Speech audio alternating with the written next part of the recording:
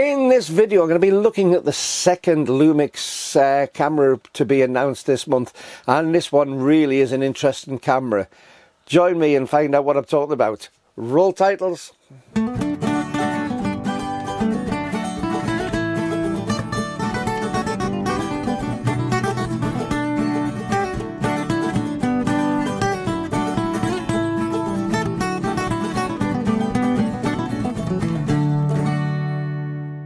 Well, hi YouTube. As I said in the last video, you've had a bit of a time while I've been away looking after Mrs. 4/3, because Lumix have released, or they have announced, two new cameras. The S9, which I covered in the last video, which should be a link above to, and also the new GH7. Yes, the flagship of the hybrid cameras that they've got has been announced, and this really is interesting. So let's have a little look through that. Again, like I said in the last video, I haven't had my hands on a GH7. I'm unlikely to get my hands on a GH7 for a little while.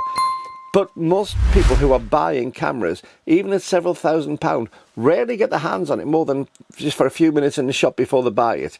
So we do make our opinions on what's being said in reviews. And I've watched an awful lot of reviews recently. I've been stuck in front of the TV an awful lot while I've been having to do the bits and pieces at home. So I've been sitting in front of an awful lot of reviews, saying a lot about the camera and putting together all the bits and pieces which I think are pertinent, which might be useful to you. Now, this is not a full feature review. I'm not going to go into all the in-depth features on this. I'd be on all day, and it's not really what I'm thinking of. I'm just working out if this would be a good camera to be interested in if you're a high-end hybrid shooter. So let's have a look at the GH7. Let's have a look and see what I've found about it. And the first thing. No, I'm not going to sell you the first thing. I was going to tell you the price first. I'm going to leave the price for shortly, because it's interesting. First of all, it's based on the same body as the GH6. So if you're familiar with the GH6, you're in for a treat, because if you like the GH6 ergonomics, you'll love the GH7. It's just about identical. It has that same multiple flip screen, tilt swivel screen. So it's the best of both worlds. A lot of photographers don't like the tilt swivel, because to be able to actually get to look up or down on it, you've got to pull it out the side. Well, on this, you can flip the screen very easily without having to pull it out the side. But if you are a videographer and you want to be able to do the looking at yourself shots in the screen at the side, you can pull it round, full tilt swivel, and it's a combination of the two. That's great. It is on the heavy side. It is on the big side. It is a big camera. Now, for Micro Four Thirds, it is a huge camera. But an awful lot what you're getting in this is to do with the video features, and this is in comparison to some of the bigger full frame cameras which are being used for video. So this puts it into a different league. Yes, I want a small Micro Four Thirds camera. I've still got the superb advantage of the small Micro Four Thirds lenses. Never forget that. It's the lenses to me which make the big difference. But as a camera body, it is big and it is heavy for a Micro Four Thirds camera, same as the GH6 was, and it's very similar to that. So if the GH6 was acceptable, this will be too.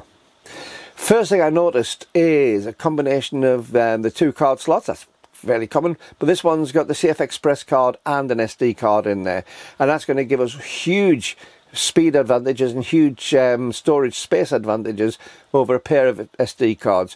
And when we start looking at some of the video modes, you'll realise why. It has superb thermal handling.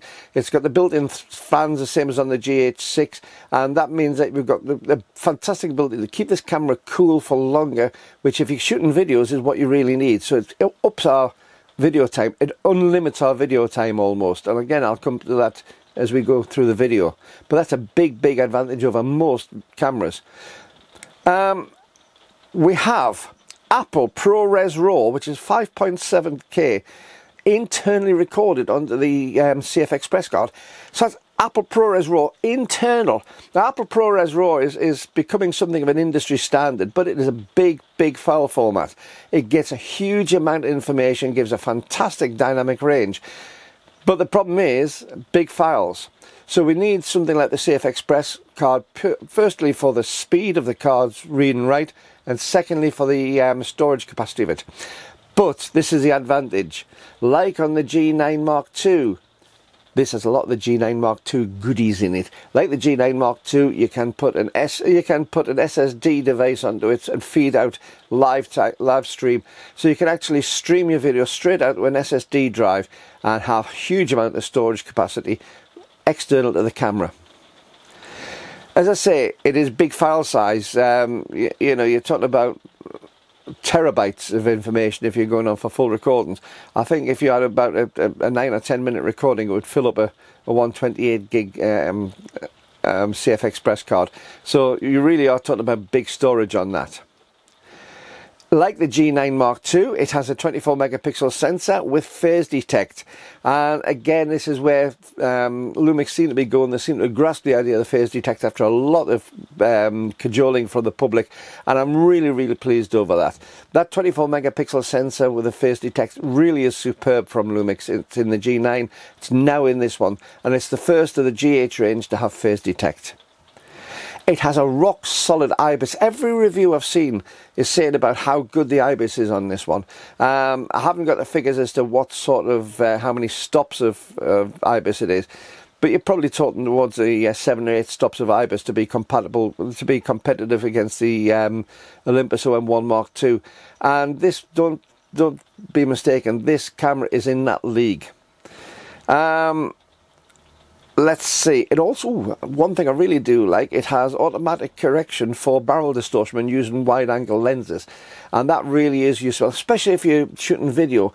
We do tend to use wide angle lenses a lot when shooting video, and this is meant as a hybrid camera.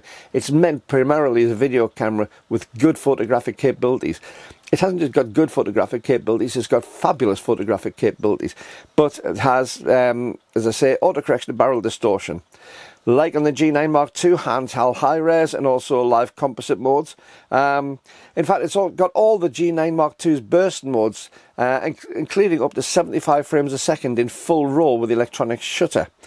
As I said in a previous video about the live LUTs, it's got the ability to load your own personalised live LUTs up on the camera. And what this does is give you the ability to do an awful lot of the post-processing that you do in software in the camera. So if you have a particular style that you like, which you would apply to the majority of your shots or the majority of your videos, those can be saved as LUTs, and those LUTs can be uploaded through the new software straight into the camera and stored, and you can store several of them, so you've got a choice as to what you do. And that means that the whole editing effort is changed considerably, because a lot of what you can do now straight out the camera and straight into final production, you would have had to go through extra stages to be able to apply those to the raw video and photos. So the live LUTs really are a big step forward. And again, like on the S9, these have come in. I think this is fabulous. And again, like on the S9, it's using the new live software as well, which will give you the ability to stream very, very quickly. Although this one doesn't have the MP3 Lite mode, which will allow you to almost immediately stream out of software. But has been said on a couple of videos that I did see in reviews, are the shooters who are using this necessarily going to be wanting to spend all this money for this camera to do that? Interesting. You have a buffer of up to 200 full RAW images. That's a huge amount of shooting buffer. 200 RAW images on there, which means that if you're going to be using this as a still photography camera, this is still way up there with the best of the still cameras. Don't be fooled into thinking that this is just a video camera with a little bit of stills ability on. This excels at both. With a mechanical shutter, you're still getting 10 frames per second of speed. So again, very respectable in that. It doesn't seem 2 minutes ago that I was shooting with 1D Mark III, where I was getting 10 frames a second and thinking this was the bee's knees. This was the fantastic, unbelievable speed of 10 frames a second. It's now becoming rather blasé. Oh, I've only got 10 frames a second on mechanical, you know, when you can get 75 frames a second on there. I think it's something like 60 frames a second with full continuous autofocus on that. So absolutely incredible. But 10 frames a second mechanical is very, very respectable in itself. It also has been released with a new audio input accessory. If you remember from the GH5 onwards, we had the XLR inputs that you could get as a module which fitted onto the hot shoe and took its power from the camera and would actually allow you to have phantom power inputs on that. There is a new version of that. It costs around £500 for this, but it has 32-bit float audio. And what that basically means is it's very, very difficult to get the audio to clip, which means that it's really, really good for people who are just wanting to get good shots without all messing around. But it allows full audio input, multiple channels into the camera, and that gets saved along with your video. Really good, really adaptable, and well worth the money if you're doing a lot of video work with sound on this one. As I say, it has the live lab app which comes with it, which was released with the S9. And again, I said on that about how it's improving the way that cameras will talk to other media. As I said in the S9 video, although we've been able to talk between media for some years with Wi-Fi and Bluetooth, I've always felt that the camera market has never managed to keep up with the mobile phone market, and that's why the mobile phones are so easy to use. You can just take a photo and it's straight out. Again, with this new app, which is from Lumix, it's easier, considerably easier to get your images and your film straight from camera, straight to social media. Extremely good, really impressed. Now, I did say about having an SSD before. The SSD is fabulous. It allows a huge amount of information to be stored on there, but I said it worked on all the modes. It doesn't quite work on all the modes. If you're using some of the faster modes, it will tell you that the SSD isn't available. You'd have to switch back to recording the CF Express, but all modes can be recorded the CF Express card. It just means you've got to spend money on some very expensive CF Express cards.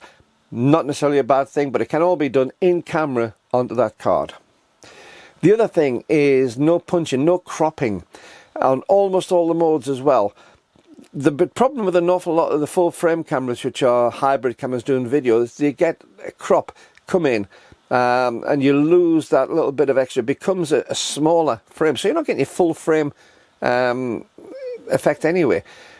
By not cropping in, though, it means you're not having to recalculate what lens. You know what lens you want, you can see what you've got, and when you press the release for the video, it stays as you see it. It doesn't crop in, and you don't have to pre-guess what it is. Only one it doesn't, and there's only one, which is the Cinema 4K Apple ProRes RAW mode. That one does have a small crop, but apart from that mode, every other one has no crop. Really important on that one. A lot of information there on that one. As I say, I haven't reviewed it, I've seen the reviews. But I think this is just an awesome camera. It's got almost everything for almost everyone. Now, I did skip the price at the beginning, and well, I kept on skipping the price through most people's videos until I got to the point where I'd got as much information out as I could, and I'd guesstimated my price, and I was a good £500 off. The retail on this is expected to be £1,999 UK. Less than £2,000 for this camera is unbelievable. When you consider how much a lot of the full frame cameras have been over the years, to get nowhere near the performance of this. This really is superb. It's still a lot of money. Yes, £2,000 for a Micro Four Thirds camera is a huge amount of money. £2,000 for a camera which has these facilities, has this quality, and has these abilities is incredibly good value for money in my book. Will I be buying one? No, I'm not that sort of video shooter. I'm not that sort of hybrid shooter. It would be a waste of time for me. And yes, although the video quality, the stills quality is absolutely superb, if I was buying a new camera in this, I'd be going for the G9 Mark II because it is closer to a photography camera, and the video features on that aren't a great deal short of this one. So for me, the G9 Mark II would still be my choice camera, even over the GH7. But I think if you're somebody who does primarily videos, I think if you're doing somebody who is a very active hybrid shooter, in other words, you're needing the best of both worlds, I don't think this camera is going to be beaten by anything. I think this is absolutely superb. But again, let me know what you think. Have you had to play with this camera yet? It's not released until the end of July. Sorry, is it the end of July or the beginning of July? I've got a feeling it could be the end of July. Yes, end of July. So unless you've been in the trade, you won't have had a play with this camera. But I think that this camera, when it comes out, is going to be absolutely superb. And I think it's going to be probably a must-have for video makers to have in their arsenal. I actually believe that the GH6 although it had a nice body and a nice cooling and things, I never felt the GH6 or the GH5 Mark II were a big enough jump over that original GH5. I thought the GH5 was an amazing camera, and the next two didn't have that jump. On this it's different. I think this GH7 is setting a new standard for hybrid cameras, and certainly an unbelievable standard in so far as micro four thirds hybrid cameras. Let me know what you think in the comments below. I'd really be interested to hearing. Now, these wonderful people are my Patreon patrons, and when you're leaving that little comment below, go into the description on this and you'll find a link to my Patreon page if you'd like to become a patron of the channel and help the channel to survive. Also, while you're down there, if you don't want to become a full patron, you could always buy me a cup of coffee. There's a PayPal link, or leave a super thanks. I'd be really pleased for any support for the channel. But give me a like and a subscription. Hit the subscribe button if you're not a subscriber. 60% of my viewers aren't subscribers, and it costs you nothing to do. So if you hit the subscribe button, give us a thumbs up. It really does help the channel. But until the next time, keep on taking your camera out, keep on having fun with your photography, and I'll see you soon. Bye bye.